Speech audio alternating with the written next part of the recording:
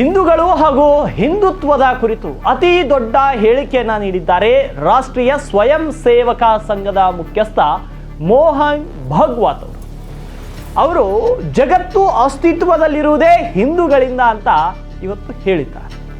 ಹಾಗಿದ್ರೆ ಮೋಹನ್ ಭಾಗವತ್ ಏನ್ ಹೇಳಿದ್ರು ಅಂತ ನೋಡೋದಾದ್ರೆ, ಮಣಿಪುರದ ರಾಜಧಾನಿ ಇಂಫಾಲ್ನಲ್ಲಿ ನಡೆದ ಕಾರ್ಯಕ್ರಮದಲ್ಲಿ ಮಾತನಾಡಿದ RSS ಮುಖ್ಯಸ್ಥ ಮೋಹನ್ ಭಾಗವತ್ ಅವರು ಅನೇಕ ನಾಗರಿಕತೆಗಳು ಭೂಮಿಯ ಮೇಲೆ ಉದಯಿಸಿ ಅಸ್ತಿತ್ವದಿಂದಲೇ ಮಾಯವಾದವು, ಆದರೆ ಭಾರತ ಮಾತ್ರ ಸಾವಿರಾರು ವರ್ಷಗಳಿಂದ ಆಚಲವಾಗಿ ಉಳಿದಿದೆ. ಗ್ರೀಸ್, ಈಜಿಪ್ಟ್, ರೋಮ್ ಮೊದಲಾದ ಜಗತ್ತಿನ ಮಹತ್ತರ ಸಾಮ್ರಾಜ್ಯಗಳು ಇಂದಿಲ್ಲ, ಆದರೆ ಭಾರತೀಯ ನಾಗರಿಕತೆ ಇನ್ನೂ ಜೀವಂತವಾಗಿದ್ದು ಈ ಅಮರತನಕ್ಕೆ ಕಾರಣ ಹಿಂದೂ ಸಮಾಜದ ಮೂಲ ಸಿದ್ಧಾಂತಗಳು ಎಂದು.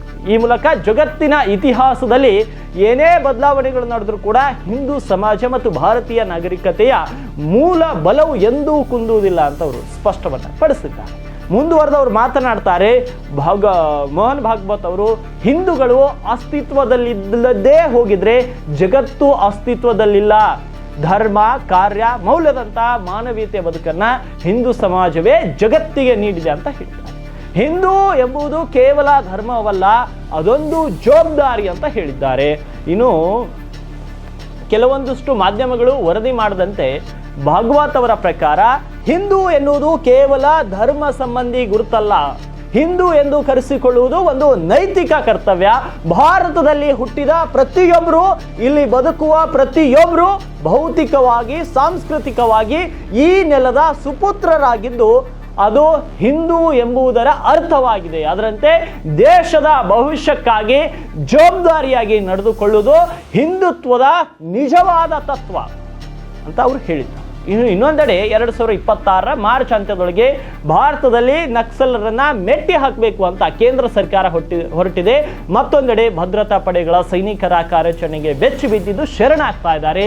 ಈ ಕುರಿತು ಮಾತನಾಡಿದ ಮೋಹನ್ ಭಾಗವತ್ ಅವರು, ಸಮಾಜವು ಸಾಕು ಸಾಕು ಎಂದು ನಿರ್ಧರಿಸಿದ್ದರಿಂದಲೇ ಇಷ್ಟೊಂದು ದೊಡ್ಡ ಮಟ್ಟದಲ್ಲಿ ನಕ್ಸಲರ ಅಂತ್ಯ ಬಂದಿತ್ತು. ಅದರಂತೆ ನಾವು ಇನ್ನು ಮುಂದೆ ನಕ್ಸಲ್ ಚಟುವಟಿಕೆಗಳನ್ನ ಸಹಿಸುವುದಿಲ್ಲ ಅಂತ ಹೇಳ್ತಾರೆ. ಇನ್ನು ಮುಂದುವರೆದು, ಬ್ರಿಟಿಷ್ ಸಾಮ್ರಾಜ್ಯದಲ್ಲಿ ಸೂರ್ಯ ಎಂದಿಗೂ ಮುಳುಗುವುದಿಲ್ಲ ಎಂದು ಜಗತ್ತು ಹೇಳುತ್ತೆ, ಆದರೆ ಭಾರತದಲ್ಲಿ ಸ್ವಾತಂತ್ರ್ಯ ಹೋರಾಟ ಜೋರಾದ ಕ್ಷಣದಿಂದ ಆ ಸಾಮ್ರಾಜ್ಯದ ಸೂರ್ಯ ಮುಳುಗಲು ಪ್ರಾರಂಭವಾಯಿತು. ಅದರಂತೆ 1857ರಿಂದ 1947ರವರೆಗೆ ಜನರ ಹೋರಾಟದ ಶಕ್ತಿ ಬ್ರಿಟಿಷರನ್ನ ಹೊರಹಾಕಲು ಕಾರಣವಾಯಿತು. ಮಣಿಪುರದಲ್ಲಿನ ರಾಜಕೀಯ ಅಸ್ಥಿರತೆ ಬಗ್ಗೆ ಮಾತನಾಡಿದ ಭಾಗವತ್ ಅವರು, ಮಣಿಪುರದಲ್ಲಿ ಜನರಿಂದ ಆಯ್ಕೆಯಾದ ಸರ್ಕಾರ ಇರಬೇಕು, ಅದಕ್ಕಾಗಿ ಪ್ರಯತ್ನಗಳು ನಡೀತಿವೆ ಅಂತ ಅವರು ಹೇಳಿದ್ದಾರೆ. ತಾನು ರಾಜಕೀಯ ಪಕ್ಷಗಳ ಮತ್ತು ಸರ್ಕಾರದ ವಿಷಯದಲ್ಲಿ ನೇರ ಹಸ್ತಕ್ಷೇಪ ಮಾಡುವವರಲ್ಲವಾದರೂ ಕೂಡ ಸ್ಥಿತಿಗತಿಗಳ ಬಗ್ಗೆ ವರದಿಗಳು ಬರ್ತಿದ್ದು ಸರ್ಕಾರ ರಚಿಸಲು ಚರ್ಚೆಗಳು ನಡೆಯುತ್ತಿವೆ ಅಂತ ಮೋಹನ್ ಭಾಗವತ್ ಅವರು ತಿಳಿಸಿದ್ದಾರೆ. ಹಾಗಿದ್ರೆ ಮೋಹನ್ ಭಾಗವತ್ ಅವರು ಏನು ಹೇಳಿದ್ರು ಒಂದ್ಸಲ ಕ್ವಿಕ್ ಆಗಿ ನೋಡೋಣ.